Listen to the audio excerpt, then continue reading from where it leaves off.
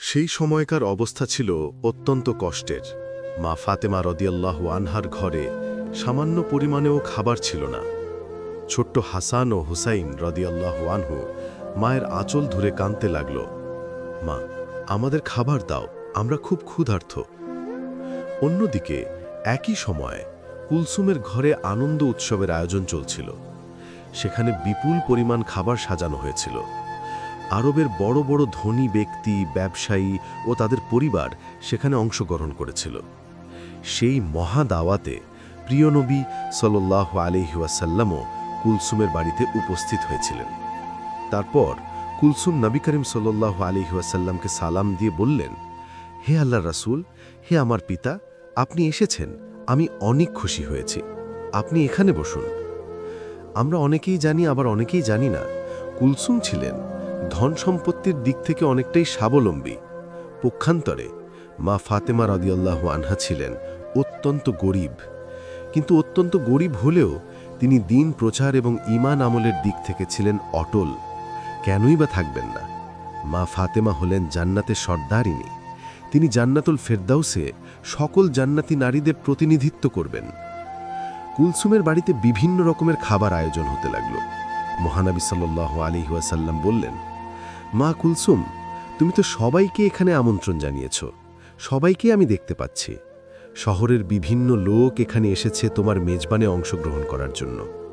সবাই নিশ্চয়ই ভালো মন্দ খাবার খেয়ে এখান থেকে যাবে। নিঃসন্দেহে অনেক সুন্দর এবং ভালো একটি আয়োজন করেছ তুমি। তিনি আবার জিজ্ঞেস করলেন, মা কুলসুম, তুমি কাকে কাকে এখানে আমন্ত্রণ জানিয়েছ? কুলসুম বললেন, হে আমার পিতা, হে আল্লাহর রাসূল, আমি আমার মেজবানের শহরের ধনাঢ্য সবাইকে আমন্ত্রণ জানিয়েছি।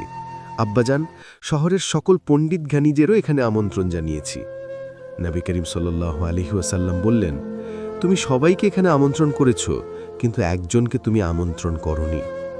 কুলসুম তখন বললেন, কে বাবা, কাকে আমি আমন্ত্রণ করিনি?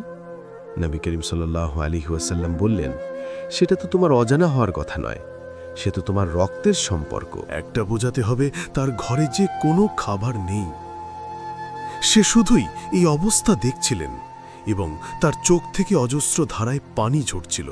পক্ষান্তরে তার আপন বোনের বাসায় অনেক ধরনের খাবারের আয়োজন হতে লাগল। তারপর সবাইকে খাবারের জন্য যখন কুলসুম খাবারের পাত্রের কাছে গেলেন, তিনি সেই ঘটনা দেখে অবাক হয়ে রইলেন। কারণ তিনি যখন খাবারের পাত্রের কাছে গিয়ে খাবারের ঢাকনা একে একে ওপরে তুললেন, তিনি দেখলেন সকল খাবারই রান্না করা ভালো ভালো খাবার, পোলাও, কোরমা, মাংস সব কিছু পাথর হয়ে গিয়েছে। তিনি বললেন, হায় আল্লাহ, এ কি করে সম্ভব? এ কি করে হলো? একটু আগেই তো সকল খাবার রান্না করা হয়েছিল। খাবার রেখে আমি আমার পিতার সাথে কথা বলছিলাম, এখন সকল খাবার কিভাবে পাথর হয়ে গেল? কার অভিশাপে এমন হলো? শহরের বিভিন্ন মানুষ এখানে এসেছে, সবাই অপেক্ষা করছে। আমি যদি এখন খাবার না দিতে পারি, আমার মান সম্মান কিছুই থাকবে না। আমি এই কথা ভাবতে ভাবতে দৌড়ে মহানবী সাল্লাল্লাহু আলাইহি ওয়াসাল্লামের কাছে গেলেন। তিনি তার পিতাকে বললেন, হে আমার পিতা, আমি এখন কি করব? আমার অনেক বড় বিপদ হয়ে গেছে। এমন কেন হলো আমি কিছুই ভেবে পাচ্ছি না। মহানবী হযরত মুহাম্মদ সাল্লাল্লাহু আলাইহি ওয়াসাল্লাম তার মেয়ে কুলসুমকে বললেন, কেন মা, কি হয়েছে? তোমাকে এত হতাশাগ্রস্ত লাগছে কেন? আমাকে খুলে বলো। কুলসুম বললেন, আমি যে খাবারের আয়োজন করেছিলাম, যে খাবার বাবুর্চিরা রান্না করেছিল, সকল খাবারই প্রায় হয়ে গিয়েছিল। আমি যখন আপনার সাথে কথা বলে সবাইকে খাবার দেওয়ার জন্য, তদারকি করার জন্য খাবারের কাছে গেলাম এবং গিয়ে খাবারের পাত্র একে একে উপরে তুললাম, আমি দেখলাম সকল খাবারই কয়লায় পরিণত হয়ে গিয়েছে। এখন আমি কি খাওয়াবো এই আমন্ত্রিত অতিথিদের? আমি তাদের কি দেব? এত বড় মেজবানের শহরের ধনী ব্যক্তিরা, জ্ঞানী ব্যক্তিরা উপস্থিত হয়েছে। আমি যদি এখন তাদের সামনে খাবার দিতে না পারি, তাহলে আমার মান সম্মান কিছুই থাকবে না। আপনি আমাকে সাহায্য করুন, আমি এখন কি করতে পারি? নবী করিম সাল্লাল্লাহু আলাইহি ওয়াসাল্লাম সবকিছুই বুঝতে পারলেন। তিনি বললেন, মা কুলসুম, তুমি অনেক বড় ভুল করে ফেলেছ, যে ভুলে আল্লাহর আরশ কেঁপে গিয়েছে। আল্লাহ অনেকটাই তোমার উপর নারাজ হয়েছেন। আর তিনি এজন্যই নারাজ হয়েছেন তুমি তোমার আপন বোন ফাতেমাকে গরিব বলে এ মেজবানে আমন্ত্রণ করনি। সে দিন আনে দিন খায়, তার মাসুম বাচ্চা হাসান ও হুসাইন ভালো মন্দ খাবার তো দূরের কথা, দুবেলা পেট ভরে খেতেও পারে না। অথচ আপন বোনের ছেলেদের তুমি তোমার মেজবানে আমন্ত্রণ করনি। শহরের সকল মানুষকে তুমি আমন্ত্রণ করেছ, আর সে গরিব বলে, তার পোশাক আশাক ভালো নয় বলে তুমি তাকে আমন্ত্রণ করনি। সে মনে অনেকটা কষ্ট পেয়েছে। তার মাসুম বাচ্চারা ক্ষুধার জ্বালায় কাতরাচ্ছে। এই ঘটনা আল্লাহর আরশে পৌঁছে গিয়েছে। আল্লাহ তোমার উপর নারাজ হয়েছেন, তাই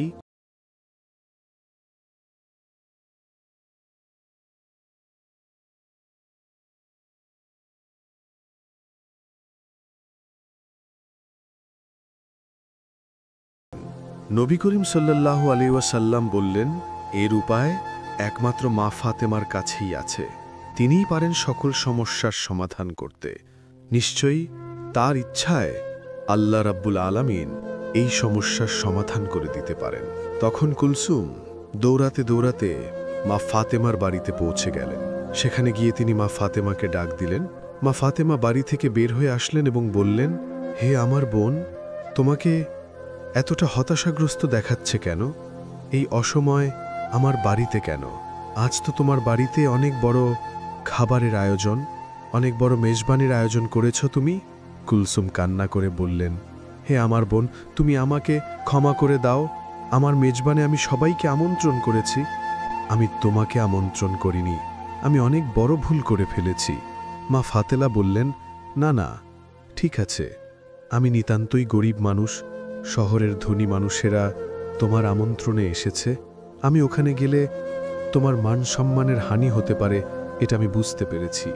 তোমার উপর আমার কোনোই রাগ নেই। তখন কুলসুম বললেন, এখন এসব কথা বলার সময় নয়, তুমি আমাকে ক্ষমা করে দিও। তোমাকে আমি আমন্ত্রণ করিনি বিধায় মহান আল্লাহ রাব্বুল আলামিন আমার উপর নারাজ হয়েছেন। আমি যখনই সবাইকে খাবার দিতে যাব, তখন দেখি আমার সকল খাবারই কয়লায় পরিণত হয়ে গিয়েছে। তুমি এখনই সেখানে চলো। আমার পিতা নবী করিম সাল্লাল্লাহু আলাইহি ওয়াসাল্লামও সেখানে রয়েছেন। হে আমার বোন, তুমি যদি ওখানে উপস্থিত না হও, তাহলে ওই সমস্যার সমাধান হবে না এবং আমি শহরের কাউকেই খাবার দিতে পারবো না। তারা সবাই উপস্থিত হয়েছে।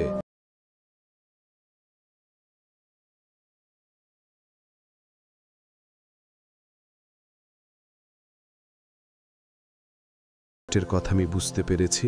তুমি হতাশ হইও না, চলো দেখি কি করা যায়। এই বলে হাসান হুসাইনকে নিয়ে কুলসুমের বাড়ির দিকে রওনা করলেন। তারপর কুলসুমের বাড়িতে গিয়ে মা ফাতেমা দেখলেন নবী করিম সাল্লাল্লাহু আলাইহি ওয়াসাল্লাম মা ফাতেমার অপেক্ষায় মেজবানে উপস্থিত সকলের সামনে দাঁড়িয়ে রয়েছে। ফাতেমা সেখানে গিয়ে আল্লাহর নবীকে সালাম দিয়ে বললেন, হে আমার পিতা, আমার সালাম গ্রহণ করুন। মহানবী হযরত মুহাম্মদ সাল্লাল্লাহু আলাইহি ওয়াসাল্লাম মা ফাতেমার সালামের উত্তর দিয়ে বললেন, মা ফাতেমা, তুমি এসেছ, আমি তোমারই অপেক্ষায় ছিলাম। মা ফাতেমা বললেন, হ্যাঁ বাবা, আমি এসেছি। কুলসুম আমার বাড়িতে গিয়েছিল আমাকে ডাকতে, ওই আমাকে নিয়ে আসলো। নবী করিম সাল্লাল্লাহু আলাইহি ওয়াসাল্লাম বললেন, হ্যাঁ, তোমার বোনের অনেক বড় বিপদ, সে একটি ভুল করে ফেলেছে।